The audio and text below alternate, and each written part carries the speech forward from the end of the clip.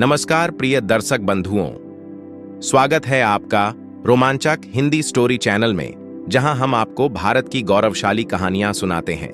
आज हम आपको ले चलेंगे भारत के सबसे वीर योद्धाओं में से एक राजा विक्रम सिंह की प्रेरणादायक कहानी की ओर। कहानी का शीर्षक है वीर राजा और भयानक राक्षस की रोमांचक कहानी। प्रिय दर्शक बंधुओं, बहुत समय पहले की बात है। देवगिरी नाम का एक समृद्ध और शांतिपूर्ण राज्य था। इस राज्य के राजा विक्रम सिंह अपनी वीरता, न्यायप्रियता और प्रजा प्रेम के लिए प्रसिद्ध थे। वह न केवल एक पराक्रमी योद्धा थे, बल्कि अपनी बुद्धिमानी और दयालु स्वभाव से भी जाने जाते थे। देवगिरी के पास ही घना काला वन था, जिसे कालदंड वन कहा जाता था। उस वन में एक भयानक राक्षस कालनेमी का वास था। वह बहुत ही विशाल और डरावना था। उसकी आंखें आग जैसी चमकती थीं और उसकी गर्जना से जंगल कांप उठता था। वह राक्षस रात होते ही गांवों पर हमला करता, लोगों को खा जाता और उनकी संपत्ति लूटकर अपने गुफा में ले जाता। राजा विक्रम सिंह ने जब यह सुना तो उन्हें बहुत क्रोध आया। वह अपनी प्रजा के दुख को सहन नहीं कर सकते थे। उन्होंने तुरंत अपनी सेना को तैयार करने का आदेश दिया और स्वयं उस राक्षस का अंत करने के लिए निकल पड़े। राजा अपने सर्वश्रेष्ठ योद्धाओं को लेकर कालदंड वन में पहुंचे। जैसे ही वे जंगल के भीतर बढ़े, वहां का दृश्य भयावह था।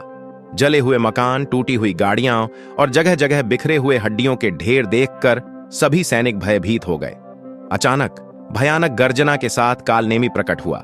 उसकी लाल आंखें जल रही थीं और वह क्रूर हंसी हंस रहा था। हा हा हा, राजा विक्रम सिंह, तुम खुद मेरे पास चले आए। आज मैं तुम्हें भी खा जाऊंगा। राजा विक्रम सिंह ने अपनी तलवार को कसकर पकड़ा और दृढ़ता से बोले, दैत्य, मैंने अपनी प्रजा की रक्षा करने की शपथ ली है। आज या तो तेरा अंत होगा या मेरा। राक्षस और राजा के बीच भयंकर युद्ध हुआ। राजा की तलवार बिजली की तरह चमक रही थी और राक्षस अपने लोहे जैसे नाखूनों से वार कर रहा था।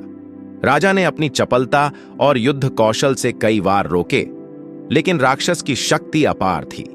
राक्षस ने एक विशाल वृक्ष उखाड़कर राजा पर फेंका, लेकिन राजा ने छलांग लगाकर उसे काट डाला।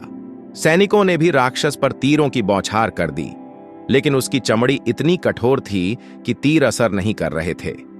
युद्ध के बीच राजा को समझ आया कि ब्रूट फोर्स से राक्षस को हराना मुश्किल है। उन्होंने गौर किया कि राक्षस की गर्दन के पास एक छोटा सा चमकीला हिस्सा था, जो उसकी कमजोरी हो सकती थी। राजा ने एक चतुर योजना बनाई। उन्होंने सैनिकों को इशारा किया कि वे राक्षस का ध्यान भटकाएं। जब राक्षस सैनिकों की ओर बढ़ा, तभी राजा ने पूरी ताकत से अपनी तलवार घुमाई और उसकी गर्दन के कमजोर स्थान पर वार कर दिया। तलवार बिजली की तरह चमकी और राक्षस दर्द से चीख उठा।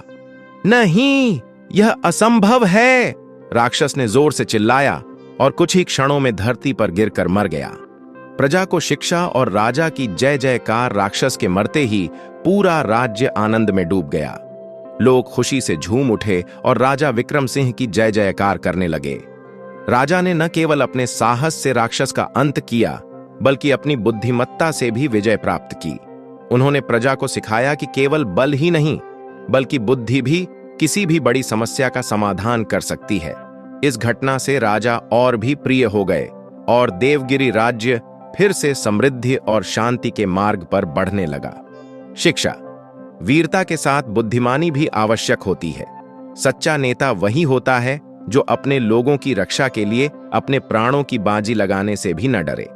हर समस्या का हल केवल बल से नहीं, बल्कि चतुराई से भी निकाला जा सकता है। और इस तरह राजा विक्रम सिंह की वीरता और बुद्धिमानी की यह कहानी पीढ़ी दर पीढ़ी सुनाई जाने लगी।